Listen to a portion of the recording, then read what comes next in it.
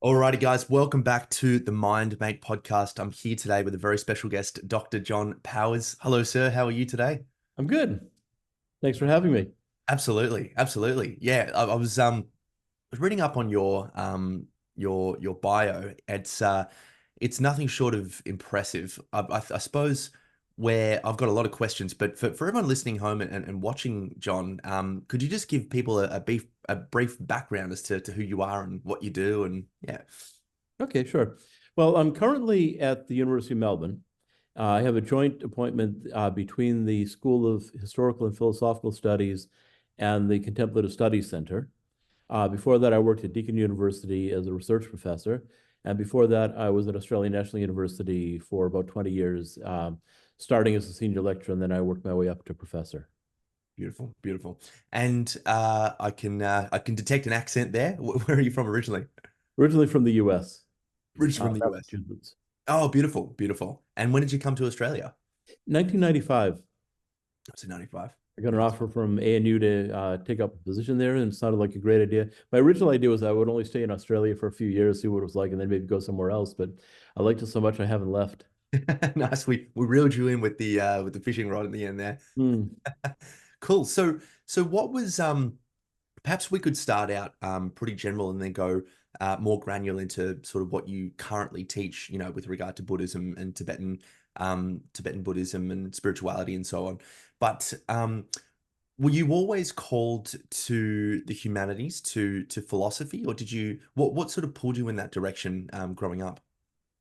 Well, it depends on who you ask. Well, there's one time I was visiting my parents, well, my mom in Cape Cod, Massachusetts, where I grew up, and I had a friend from McMaster University in Canada, where I was studying at the time, working on my MA. And we started talking about, how I got started working on philosophy and Buddhism and so forth. And I said that I had started getting interested in sort of reading broadly about the time I was 10. I started reading philosophy, and I encountered D.T. Suzuki's book Zen Buddhism, which got me interested in Buddhism. But then my mother chimed in and said that actually I had interest in this long before that. And she mentioned when I was 4 years old, I had gone up to the attic, and my father had been in the U.S. Marines in China at the end of the Korean War, and he brought back a lot of stuff like wall paintings and stuff like that. And I went through this, and the only thing that really interested me apparently was a porcelain Buddha. And I took the porcelain Buddha down and I put it on my bureau. And I'd forgotten all about this, but when my mother mentioned this, I remembered, yeah, I don't know where this came from, but I'd had it since forever. So she Wow. thinks that I must have been a Buddhist in a past life. So that was why I was attracted to this Buddha when I was 4 years old. Yeah, I was going to say that. Yeah, and were you raised a Catholic? Was there religion in your house? Yeah, my parents were both Catholics. So it was funny that my mother immediately responded that I must have been a Buddhist in a past life because she was a Catholic. Yeah, that's right. That's right. But look, we'll get into a lot of this throughout the show. But as far as I understand from speaking to a lot of Buddhists, Buddhist scholars, and then also practicing Buddhists, it's not necessarily seen as a religion, more so a way of life and a practice. Could you expand on that? Well, that's a popular trope among Buddhist modernists. Okay. But yeah, sure, it's a religion. I mean, it has all the features of a religion, and religion is famously difficult to define. But one thing that most scholars in the field sort of agree on is a group of family resemblances. And Buddhism has all of them, like rituals and music and ceremonies and beliefs that you can't necessarily prove and things like that, as well as beliefs that are based on empirical evidence. One of the things that I particularly like about Buddhism is that there is an emphasis on empirical evidence and reasoning. Mm. And there's a sort of tradition of skepticism that starts right at the very beginning with the Buddha. And that's the aspect of Buddhism that attracts me. But for a lot of people, the elements of sort of faith without and devotion without being able to justify it is something that's appealing. So you have these sort of, I think, two streams that are operating at the same time in Buddhism, and often there's a lot of crossover in the same person. Some of the people I know who are the most rational people that I've known are also inclined toward beliefs and things that sound, very silly to me. Yeah, yeah, I can certainly agree with you there. I think that's what calls me to Buddhism. I mean, I'm very interested in studying different religions. I've read the Bible, the Bhagavad Gita. I've done some stuff with Buddhism. Not as much as I'd like, but one of the things I really like about Buddhism, sort of just expanding on what you said before there, was the whole story of Gautama, the unrealized one, hits close to home. It's like this guy that didn't really find enlightenment, and perhaps you can speak to this in a much better way than I can, but he didn't really feel happy by having everything. He didn't really feel happy by having nothing. And then he found this middle way, and it seemed to work out quite well for him. I think that's particularly pertinent to contemporary society, where because this is something else I wanted to speak to you about today, John, um, is that there seems to be more emphasis on this meaning crisis in the Western world, and a lot of people sort of struggling to find meaning. I've certainly grappled with those ideas myself in my 20s. But I suppose that side of Buddhism seems very practical. It's like it wasn't a guy who was already God, but he found enlightenment through a very human process. I agree. And the thing that really first attracted me about Buddhism, that really sort of brought me in, was when I started reading the Pali Canon, a lot of which is about the Buddha, his life story, and stories about how he affected other people. Mm, And I find that really interesting that you can often tell a lot about a person by how they affect others, both positively and negatively. right. And with the Buddha, there's a sort of there's a lot of question among scholars as to what's authentic, what might or might not have been spoken by the Buddha. But at least to me, I think if you spend a lot of time with these materials, there's a voice that comes through of the Buddha. There's some parts of that don't sound authentic to me, or that sound a bit off key or whatever. But there's a sort of pervasive voice that I find very attractive. And the view of life, the view of how you ought to live your life, I find very attractive. Yeah. And it's really simple, it's straightforward, it's based on pragmatic principles. And one of the things that I like is that you can sort of test for yourself to see whether it works. So one of the common ideas is that you need to figure out for yourself what is working and what isn't. So there's the term kushala and akushala, skillful and unskillful. And a skillful action is one that leads to positive outcomes, that leads to greater peace, toward equanimity, toward kindness, and eventually toward nirvana. An unskillful one is just the opposite, is something that makes you uptight or angry or nervous. And so you can tell for your own self, if when I do this, like say somebody cuts me off in traffic and I flip them off and I scream at them, it might feel sort of, appropriate at the time, but generally I'm sort of worked up afterwards, and my blood's pumping and so forth. And it's not positive overall in terms of my functioning. Mm, Whereas like say, if I see somebody who is living rough and I, give them a few dollars and have a chat with them or something like that, that feels positive. right. And so the way you interact with others, the way you interact with animals, the way you interact with the environment, all these things sort of have feedback loops that, that come back to you in direct accordance with how you operate. And the Buddha realized that. And, it sounds fairly simple and straightforward, but most of us don't actually live that way. Mm. And so the way that the Buddha was able to put this together and to put it into a sort of coherent package, I think I find very attractive personally. Yeah, yeah. Well, let's take a deeper dive into Buddhism then. So, because I know it's got different factions as well with Mahayana and Theravada Buddhism and so on. But for someone listening to this that doesn't really know too much about Buddhism, could you give us the sort of the crash course, John? Sure. Well, Buddhism begins with the Buddha, who probably lived about 2,500 years ago in India.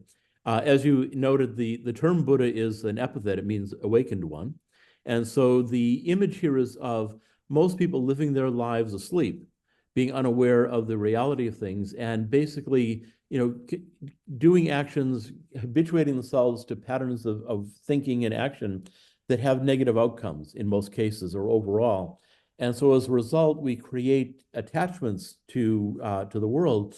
And because we're reborn over and over again, according to Buddhism, these attachments ensure that we're going to keep coming back again. As long as there's still stuff that we're attached to, stuff that we want to have or to do or something like that, even if we lead a good life, those attachments are going to draw us back again. So ultimately, we want to become dispassionate. We want to realize that there's nothing in the world that's ultimately satisfying. And when we look in the world to see, what is it in the world that would actually make me fully happy, we find eventually that there really isn't anything. And so that's what leads to a sense of renunciation where we want to get out of it. And so Buddhism is all really about that. And so everything that flows on from that initial insight, that the problem is attachment, desire, and anger. And so once we overcome these things, then we're able to live in peace, in harmony. We're able to be a lot happier. And we're eventually able to get out of the cycle altogether. And it's a vicious cycle, according to Buddhism. So after the Buddha died, Buddhism divided into various factions. As you mentioned, there's the greater vehicle, Mahayana, and there is what academics tend to refer to as mainstream Buddhism. Their opponents, the Mahayanas, refer to it as Hinayana or lesser vehicle, which is a pejorative term, obviously. Right. And the only school that remains today of that group is the Theravada, which means teachings of the elders. And that's a predominant school in Southeast Asia, in places like Cambodia, Thailand, Laos, Sri Lanka, Vietnam, and so forth. And then Mahayana is the dominant tradition in places like, say, Tibet, Mongolia, China, Japan, Korea, and other parts of Vietnam. And the main difference between the two is that the goal of Theravada is to attain nirvana as quickly as possible. And the Mahayanas accuse them of being selfish, but actually, if you look more closely, there's a lot of emphasis on the importance of working for others, of teaching others, and of helping others. But it's not the primary motivation. It's not the primary practice as it is in Mahayana. So in Mahayana, you're not trying to attain nirvana anymore. The primary goal is to attain Buddhahood, that is to become like the Buddha. And the idea behind this is that we all have the same potential. The Buddha was, as you mentioned, just an ordinary being who got it right, who taught others. And so the Mahayana concludes, well, the Buddha did it, we can all do it, so why not do that? And if we want to sort of, maximize our potential, it makes more sense to become a Buddha and then to be able to help others. So it takes a lot longer, but as you do that, you perfect things that you don't perfect if you're just trying to get to nirvana very quickly for yourself. And so that is really the primary difference between the two groups. So a lot of the practices are common, a lot of the goals are common, but that ultimate goal of whether you're going to attain nirvana as quickly as possible or Buddhahood over the long term, bringing others along with you, that's really the primary difference between the two primary traditions of Buddhism. That makes sense. I just finished reading The Myth of Sisyphus by Albert Camus, and it's a fascinating exploration into the meaning crisis. Obviously, it was written a long time ago. Well, not too long ago, but 20th century, right? And in the beginning, he's talking about, for anyone listening, he's really trying to sort of stillman the notion of suicide and ending your own life. And it's like, where if life has no meaning, doesn't that mean that suicide and ending your life is actually a plausible, logical end result? And he sort of gives you a dichotomy between suicide and hope. And hope can be found sort of in like a Don Juan figure of living in the moment, or, various other ways of, giving to others and so on. But something that really speaks to me there with what you said, John, was, yes, we understand that less attachments equals less suffering, but it's only when you realize that actually nothing in the world is going to give you what you're really longing for, that then sort of paradoxically you find that place of enlightenment. So it's it seems to me, perhaps you can speak to this a bit, but Camus, and even a lot of the sort of existentialist nihilists coming from Nietzsche, was still trying to find that meaning, even though they were sort of starting to recognize already that there's none in the world anyway. And it sounds to me like Buddhism was onto that. It's been onto that for a very long time. It's true, and it's true. And I think that one of the big differences is that because Buddhism had this idea of reincarnation, there really was ultimately no escape through suicide. So the first noble truth of Buddhism is that all life involves suffering. And if you look around, we're in Australia, we're pretty fortunate, and most people in the Western world are pretty fortunate. But when you look around the world, there's a tremendous amount of suffering. And I think it's pretty clear that the majority of people are in situations of, more or less intense suffering. Yeah. And if we are reborn over and over again, as Buddhism claims, there's no certainty as to where we're going to come back next. And so within that cycle, there's no possibility of finding, say, some niche that's going to last, for a long time even, but certainly not forever. And so, with this alternative that Buddhism finds presents of escaping the cycle entirely, that's sort of the flip side of the existentialist presentation. That is, that it's not, it doesn't end with the truth of suffering, which is something the existentialists realize too. Mm. And so, I have a story that I like telling about this. When I was first starting my career, before I had ever really thought about being an academic, I was working on my MA at McMaster University. And my first year, I was a teaching assistant for a course on Buddhism. And the students were all, sort of typical undergraduates, 18, 19 years old or whatever. And they were all from pretty well-off families, and they all had, girlfriends and boyfriends and their own cars and stuff like that. So, and they even had people, who cooked their meals and cleaned up the rooms and did their laundry for them and stuff. So, life was pretty good for them. So I started out, this is my first teaching experience. So I'm trying to explain Buddhism, and I start off with the First Noble Truth. And so I say, well, and so the First Noble Truth of Buddhism is that all life involves suffering. And they all look at me like, "What do you mean, dude?" And they're saying, "Well," they just think this is a really pessimistic thing. And one girl raised her hand and says, "It doesn't have to be like that." And I try to explain, well, look around the world, there's lots of suffering, and so forth. Didn't resonate at all with them. Yeah. And so then the next year, I was teaching the same course, but this was a night course, and it was all adults. So this was like their parents 20 years down the road. Yeah. And so with my previous ineptitude and inability to convey the Four Noble Truths, I started out again with real trepidation, and I was thinking about how much I'd bombed the year before. And so I started out with, that all life involves suffering, First Noble Truth of Buddhism. And all these people look at me like, yeah, this is news. Exactly. So what you're And saying, so, we age a and so little bit, we start to get it. So I often use this now as an example. I say, so if it's not working for you now, come back to it 20 years from now, and after you have a mortgage and dental bills, and see if it makes sense. Yes, yes. Well, I think the I can see that. I can sort of empathize with the undergrads, because I think my understanding of suffering as an undergrad is very different. I think back then I probably would have been like, but look at all this great stuff we have, John. Look at these opportunities, and yes, there's horrible things going on in the world. But I think that the more But they're I've not got, affecting me.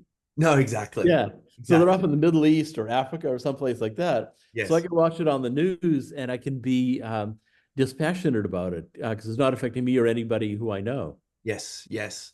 But yeah, and then I wonder, and this is where I believe that philosophy and the Eastern sort of contemplative traditions have a massive carryover and hold massive significance into the therapeutic context, which is where I reside.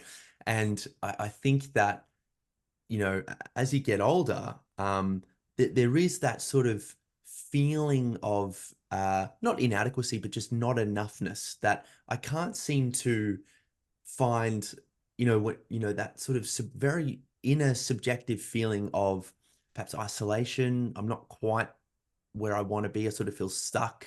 Like Ram Dass said, when you die, it's like taking off a tight shoe. It's like that sort of ultimate relief that you get from what we think the world can give us, but what we sort of can't quite attain. And to The me, things don't quite fit. yes, Yeah. yes, And no exactly. matter how hard you work, the harder you work, actually, the less they seem to. It's Yeah, more like when you let go that it starts to fit better. yeah. And most of the happiest people that I know are Tibetan lamas who, in most cases, own nothing Mm, and have no like sort of insurance policies or things like that. But they're just really happy. They live in the moment. They know that everything's going to work out right, and it for some reason does work out for them. yeah. And because they sort of let go this sense that I need to have a 401k or a superannuation account or something like that. I need to have this sort of car or live in this neighborhood. All of the things that sort of tend to make us unhappy if we don't have them, or even if we do have them because we want to hold on to them or whatever, Mm. these things just don't matter anymore. And once we come to realize that they don't really matter, then they don't matter. Exactly. Yeah. Well, that's a good, so that process of letting go, which I think is so important. Um, what can Buddhism teach us about that, like from a practical perspective? How might one, so someone sort of like their relationship is ending, or they're grieving, or they're sort of recognizing that who they've been trying to be, climbing up the status hierarchy of getting this job, is ultimately unfulfilling, and they're sort of struggling to let go of that. What can Buddhism teach us in terms of how to go about that?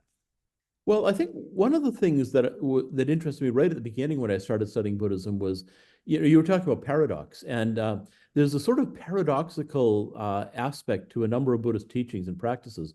So one of the things that I encountered early on was the idea that the happiest people are the ones who are most sincerely devoted to others rather than themselves. So you'd Mm. think intuitively, if I want to be happy, devoting myself full time to my happiness with no other consideration, just doing everything that I can to make me happy would be the way to go. But the people who spend the most time thinking about themselves, working for themselves, and thinking only about themselves are generally the most unhappy people and the most disliked people. Yes. Whereas people who sincerely work for the benefit of others, who are not just sort of doing it for their egos, but who sort of let their egos go and do it just because it's the right thing to do, they tend to be the happiest people.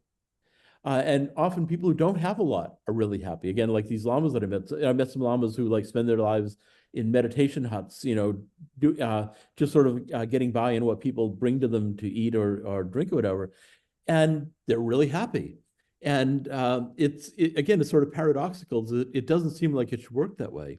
But Mm. another thing that I like about the whole system is that there's a sort of incremental aspect to it. Like we tend to sort of think in terms of wanting to have it all now.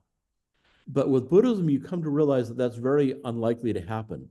And that the afflictions that we have been cultivated over a long period of time. So we're not going to get rid of them all at once. So it's something that's going to take time, it's going to take work. Just as it took work to habituate ourselves to the problems that we have right now, it's going to take an equal amount of work, maybe more work, to wean ourselves from them and to start creating new habits. Mm. And this can be a very gradual sort of thing. But like we'll say, I go to the gym 3 times a week. And one of the things I like about going to the gym is it's one of the few human activities that are going to yield results. Like if you go to the gym and you start working out regularly and you do it the right way, you have a personal trainer and everything, you're going to get stronger. And you're going to probably have less pain and so forth, and you'll feel fitter overall. The same is true of meditation. So you start doing meditation like cultivating loving kindness or breathing meditation or something like that. And these sorts of things start to gradually undermine the negativities that we cultivate in our daily life. Again, the three main ones, according to Buddhism, these are called the kleshas or afflictions. They're desire, anger, and ignorance or obscuration. And so each one has a predominant, every person has a predominant one. And so it's very important, by the way, to have a teacher for this. You don't just sort of, get a cushion, sit down on it, and start meditating and think, well, here I am, I'm on the way. It's really important to have a teacher, just as like, say, if you want to play the violin, Mm. you can, buy a violin and start hacking away at it. But if you don't know anything about it, you're probably not going to get any better. And you're going to make these horrible sounds and, it's going to be very unsatisfying.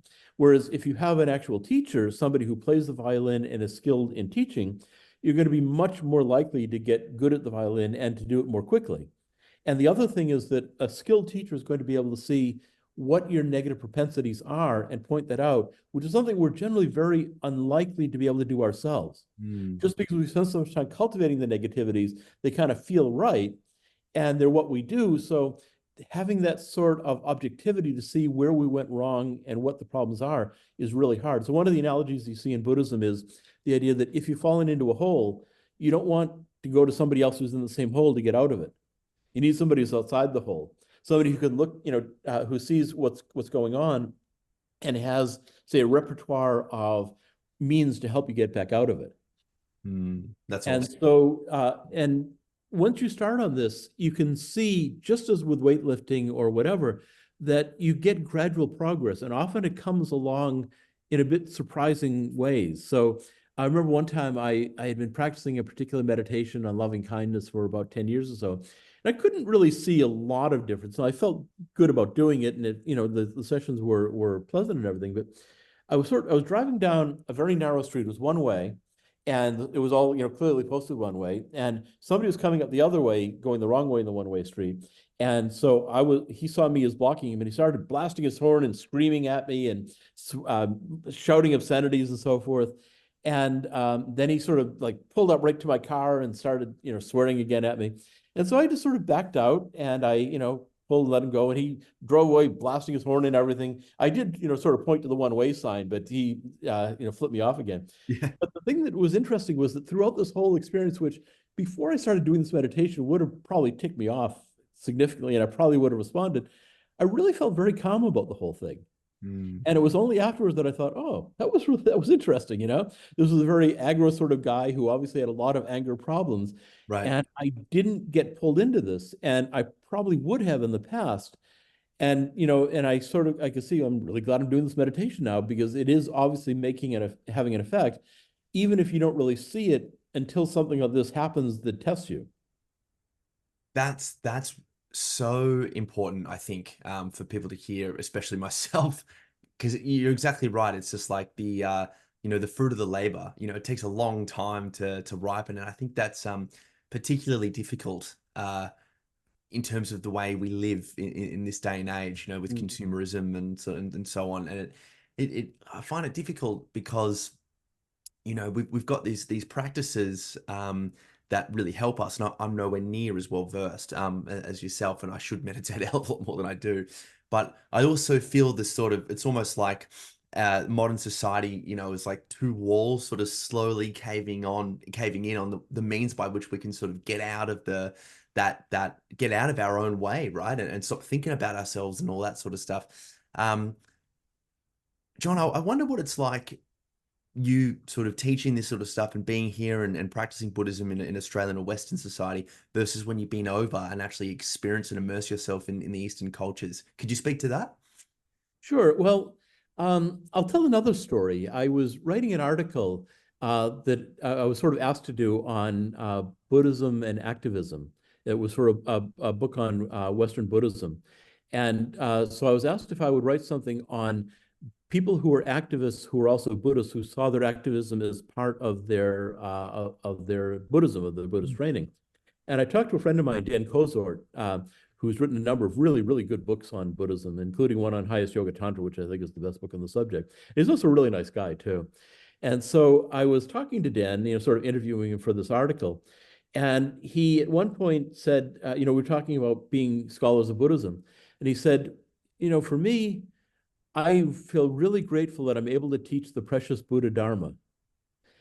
And that really struck me because it's not the sort of thing that academics generally say. Mm. Even if we are practitioners, we don't usually talk in these sort of, I guess, sort of devotional or personal terms. And so we tend to separate our own practice, like if we have a meditation practice, from what we say in the classroom. And it struck me that Dan said this because, it was his whole motivation was that he was a practicing Buddhist and he felt that it was a great honor to be able to do this for a living. Mm. And it struck me that, most of us scholars tend to forget this. We get caught up in faculty meetings and having to publish articles and, all the sort of mundane things, grading and so forth. And so we tend to lose sight of the fact that we really are very fortunate to be able to do what we do. Yeah. And, most students are just going to take it as a course, as a credit, and they're going to come in and, they may or may not, find it interesting. I think that most students probably do find something interesting about it, but you also get a few students who really sort of get interested in it. I remember one student who contacted me after she had taken my first year Buddhism course, and about 20 years later, she contacted me out of the blue and said, "Hey, I'm a Buddhist nun. I'm living in Nepal now, Oh my and God. I spend most of my time meditating in a cave and stuff like that." And Wow. and she'd been a sort of average student. She hadn't really said a whole lot during the class, but obviously it had a real effect on her. And she said basically after this class, she booked a flight to India and started hanging out with Buddhists, took monastic ordination, and now is sort of a full-time practicing Buddhist meditator. Wow. Wow. Do you see that as an issue, John? That, as an academic, and especially with the sort of hard science fields, it's where you've got to be so objective that it sort of leaves the human out of it, especially when you're interacting with some of your students. Well, yeah, I mean, well, for one thing, in a classroom, you don't want to be proselytizing. Mm. And so, one of the things that that's one of my rules is that students will always ask me, "Are you a Buddhist?" And I tell them that I won't answer until the end of the class. Because if you answer at the beginning, if you say, yes, I'm a Buddhist, then they sort of put everything in that context. So he's only saying that because he's a Buddhist. And if you say, no, I'm not a Buddhist, then that becomes their narrative. Mm. And so I find it's useful to keep them guessing. And one of my best, and I do this with everything I teach. So there was my secondary concentration in graduate school was Islam. And so there was one time I was asked to teach a course on Islam, which I did a bit reluctantly. I really didn't know enough about it really to be doing it, but it was one of these situations where the department had funding. I taught a couple of courses before, and they could only use it for that subject. And so I agreed to do it, and I had a lot of help from Aziz Sachedina, who had been my Islam teacher at the University of Virginia. And so I, again, wouldn't tell them beforehand what my religious background was. And at the end of the class, you always have student feedback. So students fill out forms, feedback and so forth. And there was one that said, it was a great course, but it would have been a lot better if Powers hadn't been such a doctrinaire Muslim. Okay. I thought, this is great, Yes. that, they read my trying to present it from as much as possible from a Muslim point of view, which I had really, got from my Muslim teacher, Aziz Sachedina. Right. And so, sort of channeling his voice was enough to make them read me as, say, a convert to Islam. And I Yes. thought that was really cool, that I've been able to step outside myself and present things in a way that sounded like, It's a voice actually of the tradition. that's right. So And I tried to do the same with, Hinduism or Buddhism or Jainism or whatever. And what I'm really interested in, the thing that I always stress is worldview. That yes. is that, each religion is not just a set of tenets, which most people don't actually know anyway, but they do learn primarily stories about how you should live, what's right, what's wrong, and how the great figures of the tradition lived. And so that sort of forms a narrative in terms of which they learn to live their lives. Mm. And so there was a wonderful book. It was written, I don't know, maybe 30 years ago now, by George Lindbeck called The Nature of Doctrine. And what he said is that the whole tendency to think about religions as truth claims, like Buddhism is right, Christianity is wrong, or whatever, is completely missing the point. That religions are much more like languages. Mm. So just as you learn French, and that allows you to make sense of the world, to put it into perspective, and to think through it, and to convey things to others, we do the same thing with religion, primarily through the stories that we learn. And so that, I think, makes a lot of sense. So it's not a question of whether one religion is right or wrong, but rather, how people use or develop a sense of how the world works through their religious trainings.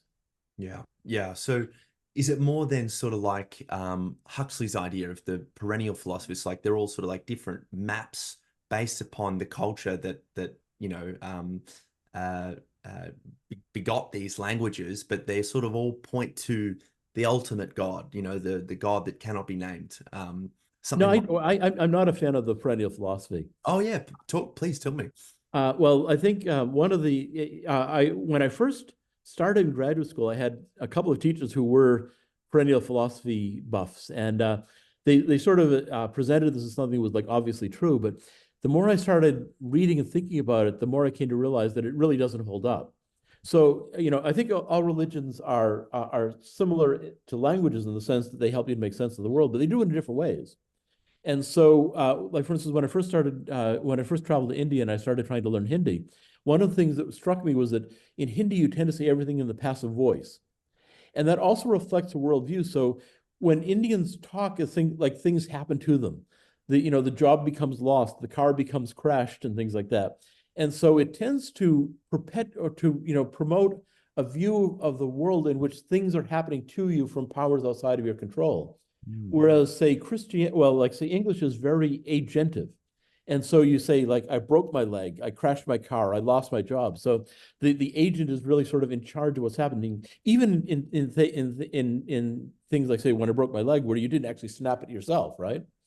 So it Yeah. sort of presents the world that way.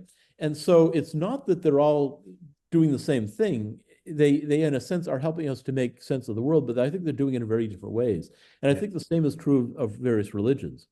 So I think that if you practice, say, as a Christian, you're going to get a different outcome than if you practice as a Buddhist. That Now, makes that said, I think there are commonalities, and I agree with the Dalai Lama on this. He has a wonderful book. It's called The Good Heart, which is a Buddhist commentary on the Gospel of Matthew.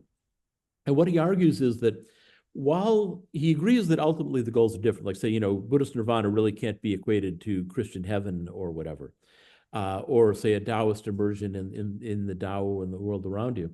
But that he does say that on the sort of practical day-to-day level, all religions are trying to produce the same sort of person, which is what he calls somebody with a good heart.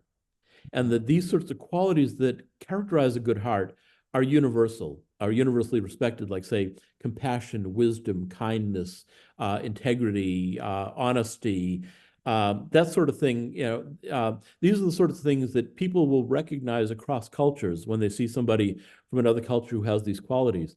And I think that he's right in this, that, and there was one time he was giving a talk, and there was a woman who raised a question at the end. She said, I find that I'm very attracted by what you say, and a lot of it is very compelling. She says, but I'm a deeply committed Christian, and I'm wondering if you think I should consider becoming a Buddhist. Mm. And he looked at her very seriously and he said, do you find that being a Christian helps you to be more compassionate? She said, yes. Do you think it helps you to lead a better life and to be ethical?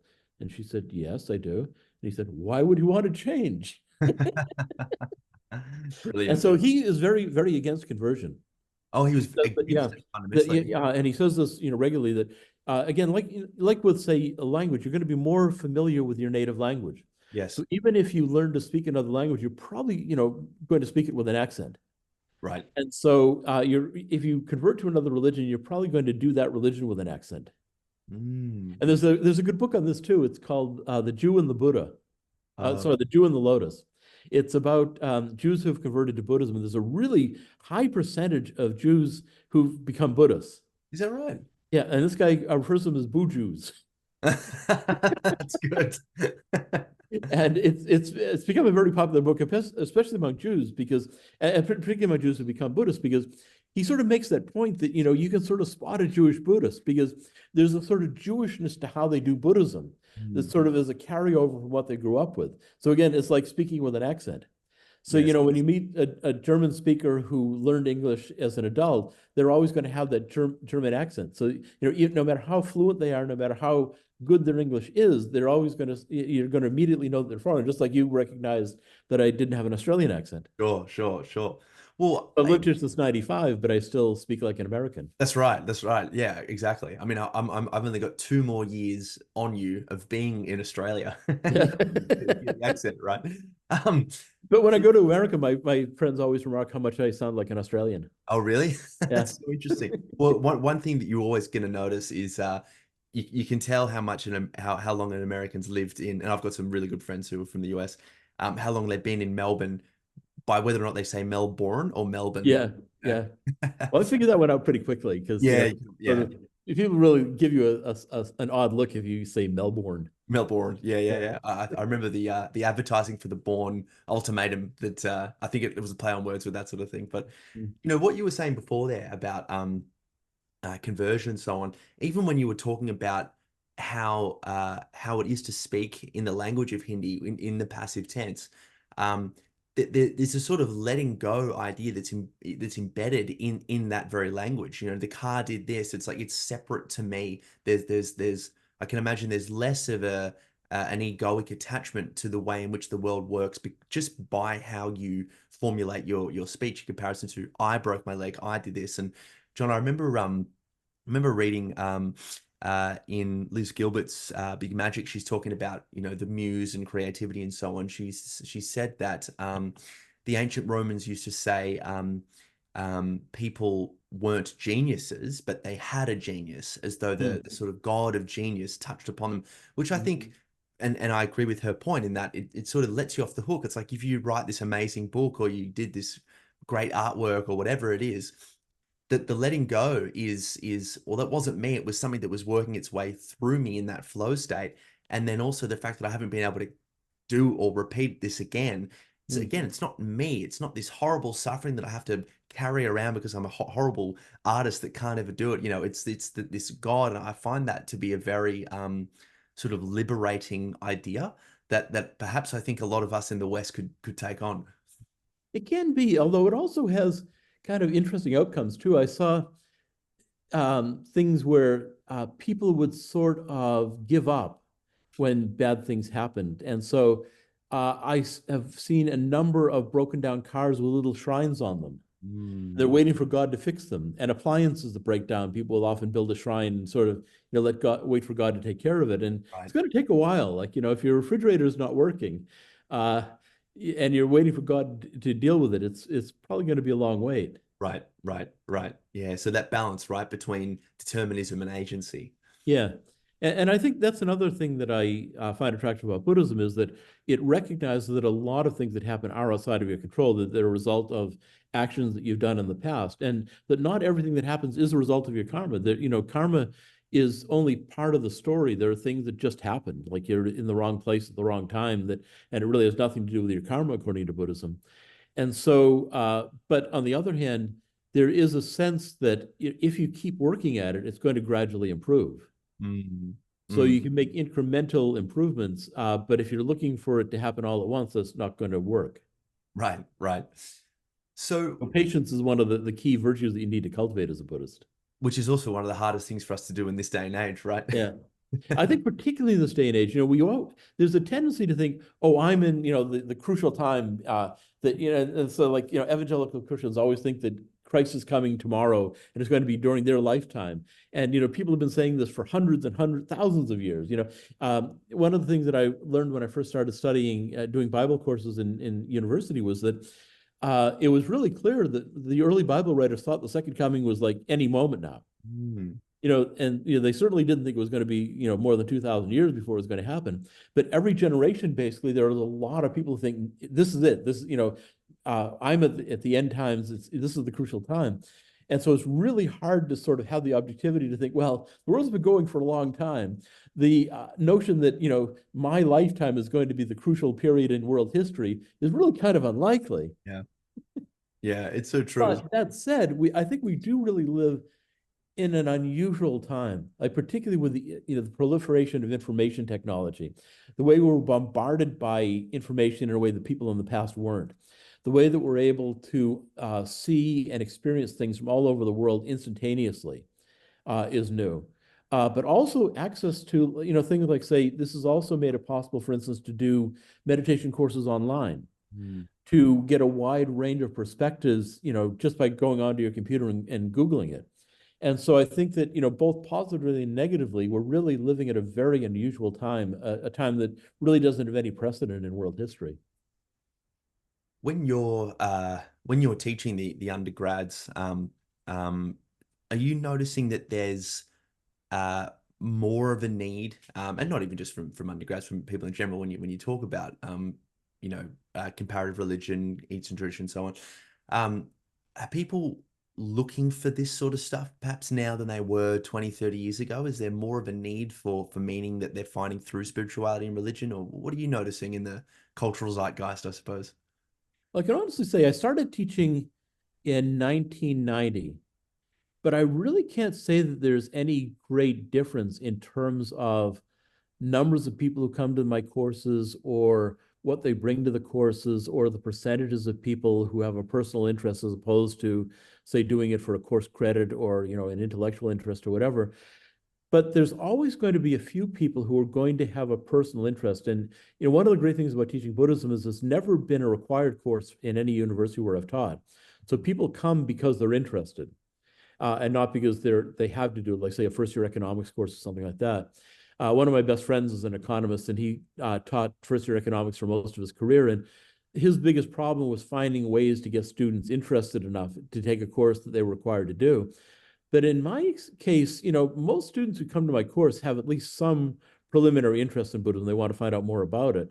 And I get a lot of students from Buddhist backgrounds who want to learn more about Buddhism. And a lot of them, most people in most religious in most religious backgrounds, don't really know much about the religion.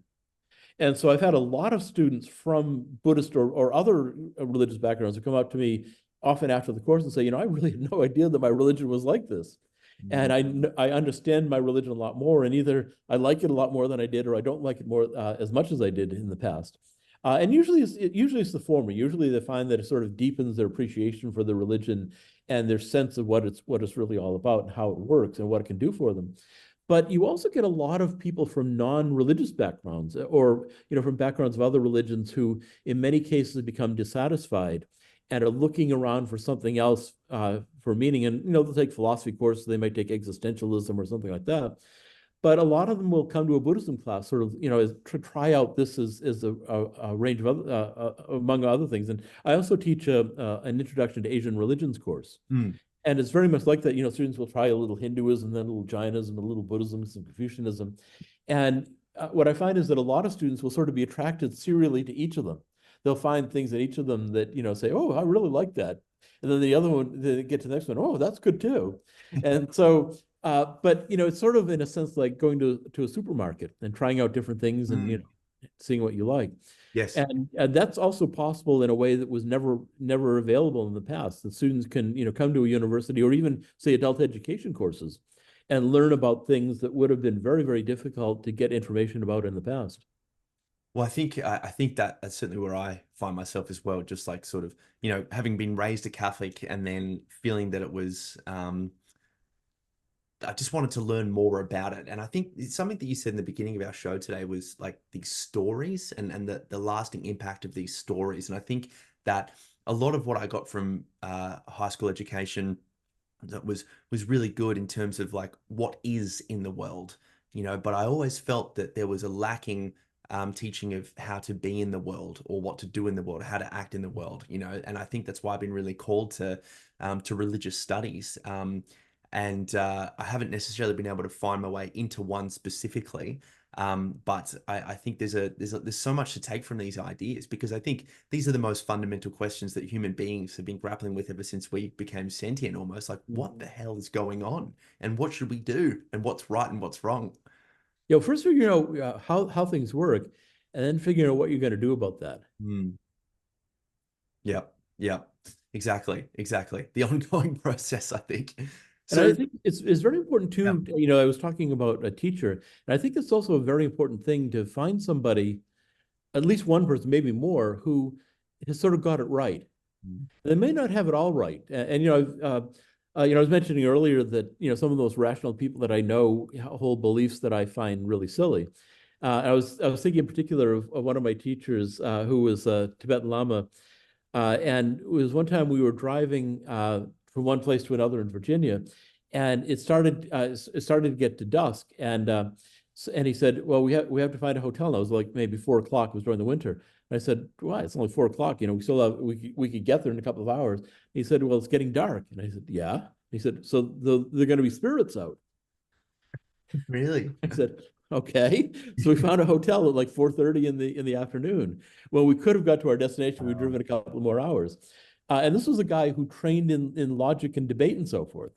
And was very rational in what he taught about and how he viewed the world. But there were these aspects of his worldview that to me were easily disconfirmable, but they were very real to him and motivated his actions. So it's not that your teacher has to be perfect in all respects, and we're all going to have flaws, but finding somebody who lives life sort of the way you would like to be able to do it yourself, who is able to teach you effectively, that's really important. And having this sort of objective feedback and somebody, who sort of enter into that relationship with them, Mm. where, they operate as a teacher and you as a student, and both usually get something from this relationship. That is, teachers get something from teaching and students get something from learning.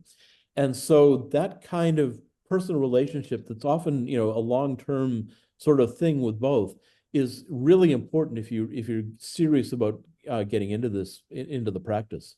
Yes, yes, I couldn't agree more. And I think that it's in some ways we're more connected, but then at the same time, in this day and age, everyone feels a little bit more isolated too. So I think actually going out there and saying, "Hey, look, what can you teach me?" Whether it's an actual teacher or a friend or a mentor, I think is so important. I have to ask you this question, John. I'm sure you could probably intuit that it was coming. Do you believe in God? And then if so, what is God? No, I don't believe in God. I mean, that was one of the first things that I really grappled with growing up in a Catholic family. And I majored in theology as an undergrad. Mm. And I even took a course called Does God Exist? Oh, And okay. so one of the really interesting things about this course was that it was really about looking at the various arguments for the existence of God and seeing if any of them held up. And about the most that we could sort of, it was a very exploratory sort of course. And about the most that we could come up with at the end was, well, it's not impossible, but but in terms of probability, it just, you know, the when you start looking at all of the disconfirmations, I find it very, very hard to believe in this. Now, I do think that somebody could have a personal experience that would justify this. I just haven't had it. And one time when my parents realized that I wasn't believing in God anymore, they convinced me to go on a Christian retreat for a couple of weeks. Hmm. It was aimed at teenagers, and it was kind of interesting because it was all Jesus, Jesus, Jesus, no God the Father or Holy Spirit or anything like that. It was all like, it was personal and things like that. But I also noticed that there were things they were doing, like they didn't give us much time to sleep, so we were awake most of the time, and they were feeding us a very low protein, sort of high carb, high fat sort of diet, which is what you do when you're trying to break down prisoners Hmm. and get them to confess and so forth. So I could sort of see, looking at it from the outside, I could see what they were doing and how they were manipulating, but they never really, and it was all about personal experience. And some of the people in this group seemed to have, some sort of experience. I remember one guy standing next to me was like really shaking during one of the sessions, and it was really clear that something was happening, but Yeah. didn't do anything to me. So I think if you're a person who has a kind of experience, that's great. It's just it hasn't happened to me. Yes, yes. I think it's hard because I think this is why you watch a lot of these sort of debates on does God exist or does he not or does she not, whatever it is, on YouTube. And one of the things that I always find really frustrating is we haven't necessarily even come to an agreement as to what the definition of God is. So people are conflating terms left, right, and center and all that sort of stuff, right? And you know, Catholic And many Christians. people use the term very loosely too, Yes, like exactly. a higher power or yeah, That's something right. like that. Yeah. That's right. By the way, I Yeah. heard a great joke the other day Oh about yeah. God's existence. Yeah. So an astronaut went to another planet, and when he landed, everywhere he looked, there were pictures of Jesus, and there were like billboards with Jesus, and there were like video screens where Jesus was being interviewed and things like that. And he was really struck by this, and so the first person he met, he said, I noticed Jesus seems to be everywhere. So you guys are Christians? He said, oh yeah, we're all Christians. And he said, well, it seems like he's there with you. And it's, oh yeah, Jesus comes like every month or so. We built him a big palace and everything, and he does radio interviews. He shows up on the late night talk shows and everything. And so great guy. We all love Jesus. And he said, and the guy said, well, many of us in my planet are Christians too, but he came 2,000 years ago and he hasn't come back since. And so the guy said, well, that's really strange. He comes to see us all the time. So how did you guys treat him when he came? Exactly. That's a fair point. What was he like? That's right. That's so true. Yeah, no, I love that.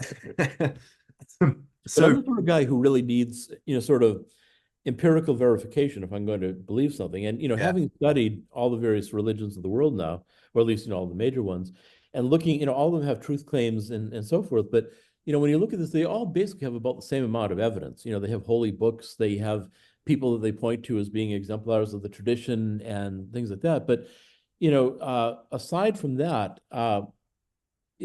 so again, from my perspective, at least, looking at this universally, I think they all have about the same level of confirmation.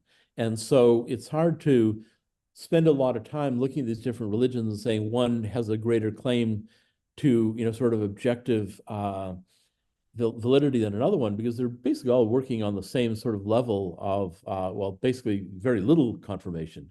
Yes, So then it yes. comes down to what makes most sense to you. So, if say a Christian perspective makes most sense to you, then it makes sense to be a Christian. If a Buddhist one makes sense, then that makes sense to be a Buddhist or to practice yoga or whatever. So I think that, we live in a world too where it is much more possible than ever in the past to be able to become aware of these things, to learn about them, and to contact teachers, whether, in person or through the internet now. It's very possible to get training with your computer in front of you. Yes. I suppose like I think it's right to be agnostic, because to your point, like, with empiricism, it's just, we don't know for sure, but based upon the current probability or what we know at the moment. And then, when we start talking about God, it gets very difficult. The one caveat that I have to it, and this is why I wanted to bring it up with you, is there's been certain moments in psychedelic journeys for me, and then much more briefly in states of meditation, where I've had this sense of awareness away from the body. Like I feel this real sense of this body isn't me at all, but I still have this awareness of something beyond. And the closest thing that I can sort of touch in the realm of God is essentially like wherever I am right now in this current state, whether it can be just scientified away by what's going on with the brainwaves and so on, seems to be a place that's not in the physical realm. Have you had experiences like that? Do you think that that's a separate matter to whether there is a God or not? What do you think, John? Well, in terms of encountering some other transcendent being, it's never happened to me. Yeah. But again, I You know know, people who say that it has. And so, I know people who are very, sort of turned off by the religion they grew up with, usually say, Christianity, sure. but I'm not. I mean, I'd be very happy to get a zap, like, like what happened to Paul on his way to persecute Christians, getting knocked off by donkey and saying, John, what's going on here? That I think that'd be really cool. I'm very Yes. open to that, but it just hasn't happened. Yeah. And unless something like that does happen, I'm not going to assent to something that I have no warrant to assent. Mm. But I know people who do say that they have those sorts of experiences. But I also know people who've had, very interesting ones. I was talking to a friend of mine recently who grew up in an Episcopalian family, and he trained to be a minister, but then he left and he became a religion professor. And although he was still sort of strongly Christian, he became a scholar of Buddhism. But he said one day it was just like a light switch turned off. And so this strong sense of faith, this sense of a presence, of this ultimate being around him, who was sort of, involved in his life, it just went off. And Mm. he said, and he described it as like a light switch flick going off. But Wow. interestingly, what he found next was Pure Land Buddhism, which is pretty close in a lot of ways. So it was sort of a Buddhist version of what he'd grown up with that no longer was working for him, but he found the Pure Land was something that he could relate to. Isn't that And Amitabha Buddha, who is the Buddha who oversees the Pure Land. wow? Isn't that interesting? We just once it was there and then it was gone. Just didn't feel that Yeah, connection. yeah. Wow, I love that. Well, But I John, also know people who've had the opposite experience that, all of a sudden something clicks, or like I said, they may be in a setting where they're sort of exposed to a religion in a way they hadn't before, and something just happens, and they have an experience that makes them convinced of the existence of God, or yes, that they feel the presence of Jesus right with them, and that's something that continues with them, and they can sort of read things in their lives that make sense in terms of this new belief.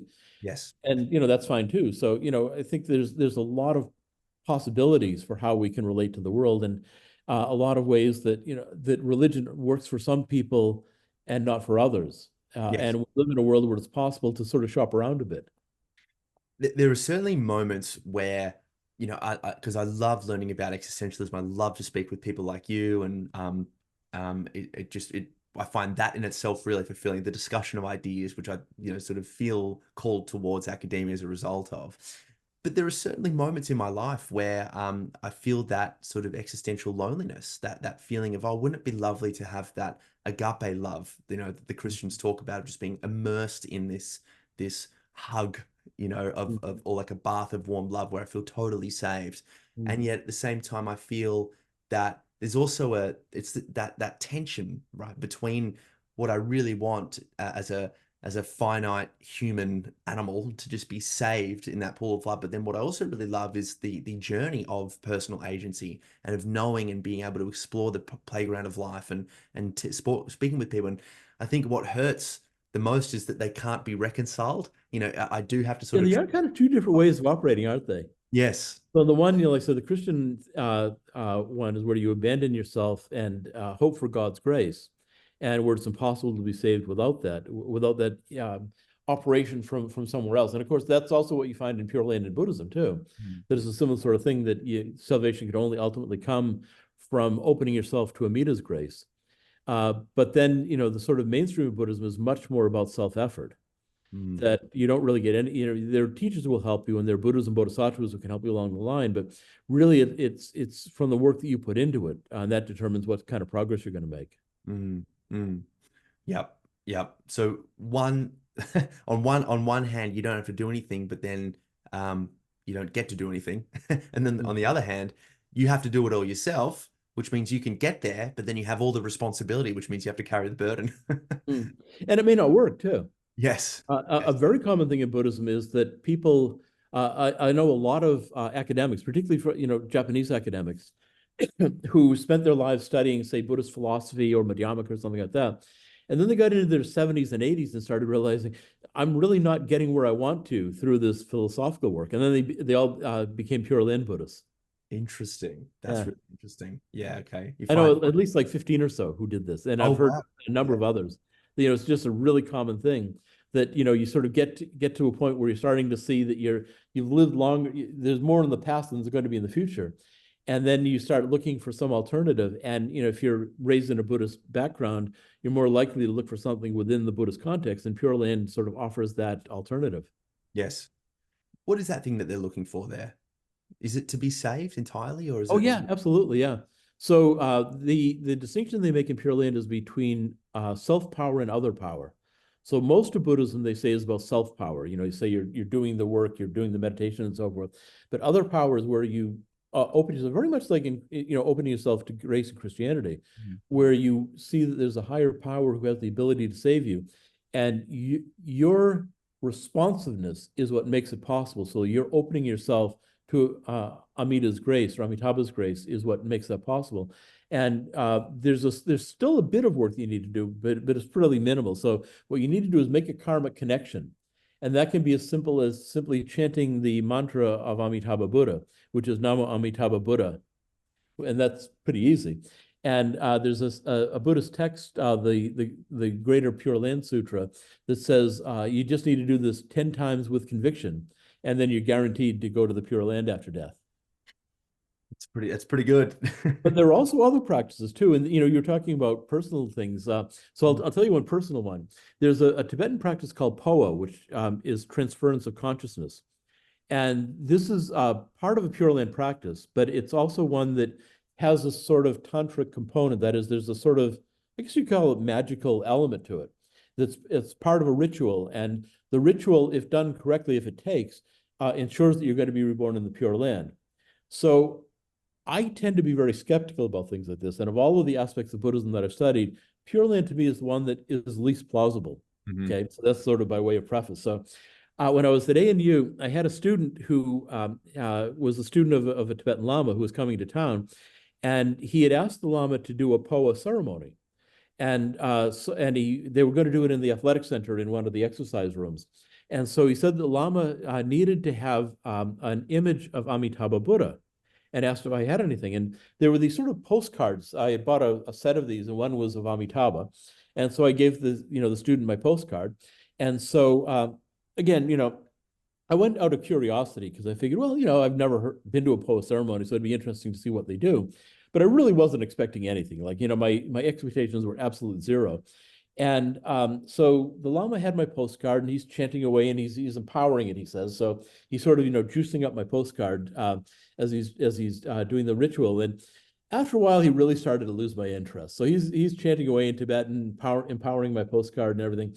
And I started thinking about other things I was going to be doing afterwards, meetings that I had, and work that I was doing and so forth. And I was sort of really zoning out. I wasn't really aware that he had finished with the empowerment part. And he was now going around and he was touching the postcard to the tops of people's heads. And I was sort of dimly aware that he was behind me. And then he touched the postcard to my head. And it was like a jolt of electricity went down my spinal column. And it actually jolted me out of my seat. I was sitting on a meditation cushion. And I was almost standing up after this jolt. And I could still feel this tingling down my spine, like right to my coccyx. Wow. It was extraordinary. I was completely unprepared for anything like this. And then I felt wet on top of my head, and there was blood and lymph flowing out from a hole about the size of a dime. Wow. And so the Lama, I talked to the Lama afterwards. He didn't think this was at all freaky. I was sort of thinking, wow, this is really weird. He said, Yes. oh yeah, well that's a sign of accomplishment. So sort of a minor sign of accomplishment is if you feel a little buzz. And a stronger sign is if you get like a pimple on top of your head. And the sort of clearest sign of accomplishment is if you have a hole in your head that and blood and lymph flow out of it. And I had like a pretty steady stream coming down the side of my face and like dripping onto my clothes. Wow. So was it actually blood and lymph, or this was? Yeah, Oh my. yeah, and a fair amount of it Yeah, too, yeah. just from being touched by this postcard. Yes. Isn't that So interesting? apparently, I booked my ticket to the Pure Land. Well, yeah. I mean, you've got yourself there. I Yeah, didn't call that's it. what the Lama said. He said, once you've had that sort of strong sign of accomplishment, you've made the karmic connection with Amitabha. So after death, then the consciousness will exit through the fontanelle, through that place where they touch the where the bones come together. There's a sort of suture there, Sure. and so that will open up, and the consciousness will exit through that hole. So perhaps then, if I'd had asked you before, not whether you believe in God, but whether you believe in heaven in any definition of the sense, what would the response have been different? Well, I really don't know. I mean, I had this really odd experience. And but whether I believe from that there is a pure land and that there's a Buddha who oversees it, and whether I made a karmic connection that's going to cause me to be born there, I Mm, really have no idea. And I think it'd be pretty nice if it happens. of course. And if by lending this Lama my postcard, it all sort of karmically comes around to me being reborn in the Pure Land. Well, that'd be great. But I don't really have enough yet to convince me that this is something that I want to say with certainty. Yes, I believe in all this. Yeah, yeah. I think what I find most reassuring about your response there, John, is that there's a sense of it's okay not to know. Yeah, I think yeah. it's like it's I'll be actually perfectly happy if I do get reborn in the Pure Land. yes, yes, yes, yeah. Hey, John, it's been such an honor to speak with you, and I definitely would love to do this again, and we can go round two, round three. There's so much more that I'd love to speak to you about that we will have to pause for today. But final question that I have is based upon what's going on in the world right now, consumerism, lots of sort of volatility about how people see AI changing the landscape, the war in the Middle East. What can Buddhism offer all of us? Not only for reprieve, but for insight too.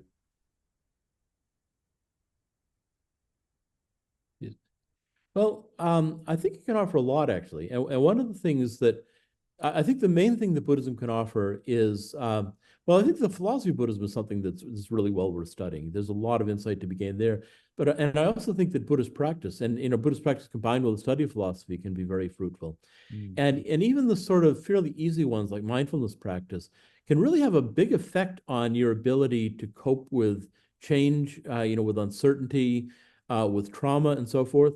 And My wife was a clinical psychologist, and she used a mindfulness-based therapy called cognitive behavioral therapy, which is the only therapy that in psychology has actually been shown empirically to work.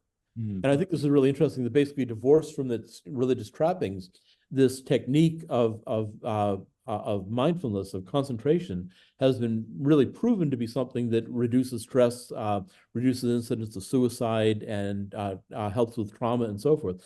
And I think that's important. And I also think that the practice of again, fairly simple techniques like loving kindness, metta, or my personal favorite, mudita, sympathetic joy, where you take joy in the happiness of others.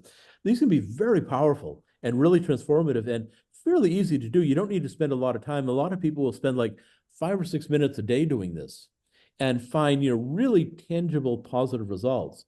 And I think that's a good thing. And these can be done without any sort of religious commitment. You don't need to be a Buddhist to do it. You can have any sort of religious uh, um, proclivities or none at all and still benefit from them. And I think that's probably the greatest thing in today's world that Buddhism offers. And these are all things that you can actually find out a lot about them online. There are now Buddhist centers in pretty much every major city and in a lot of rural areas too. So if you want to do these things, it's really fairly easy, and there's no commitment. Like in Islam, say if you convert to Islam and then you become an apostate, you can be killed. That's what the Quran says. You don't have anything like that in Buddhism, so you can try it out. If it works, that's fine. You can come to a meditation session, once a year or something like that, and that's fine too. So they're not really looking for long-term commitment, and you can sort of put as much or as little into it as you want to. And in a sense, you're probably going to get out of it as much or as little as you put into it. I love that. I love that. Well, John, once again, thank you so much for joining me on the My Mate podcast. Where can people find you? Where can people find your books? What's coming up for you? Well, my books are all available on Amazon, so if you're interested in that, and if you Google me, you can find out. Like I've published my 20th book will be coming out soon, a book that I'm doing with a group of other people. This isn't on Buddhism, by the way. It's on, excuse me, it's on climate change in the Himalayas. Oh, interesting. And we have a group of scientists from Australian National University, some anthropologists, historians, philosophers, and all looking together, particularly looking at water management historically in the Himalayas, historically and today, and looking at how the Himalayas developed and how climate has changed over the course of that time. And that's going to be out probably in September. It will be published by Routledge. September. Okay, beautiful. We'll have to get you back on the show then, actually. That'd be wonderful to speak about. That'd be great. Maybe some of my colleagues can come onto it too. Yeah, that'd be great. We could do like 3, 4, 5 people on the show. That'd be awesome. I've done a few of those things. I've got an exciting show coming up like that. So I'm all for the intensive episodes. But all the other ones are available on Google. And on my articles, so if you go to the University of Melbourne website, I have a page there. It's called Find an Expert. And you can like Google me and go to my page, and that has pretty much all of my publications. And they're mostly available online. Almost everything, most academic journals now are available online. Yeah, yeah. John, thank you so much. It's been fun. Thanks for having me. Absolutely. Good Guys, talk. speak to you next week, and Thanks. bye for now. Thanks again, once again, Thanks. John. Have a good day.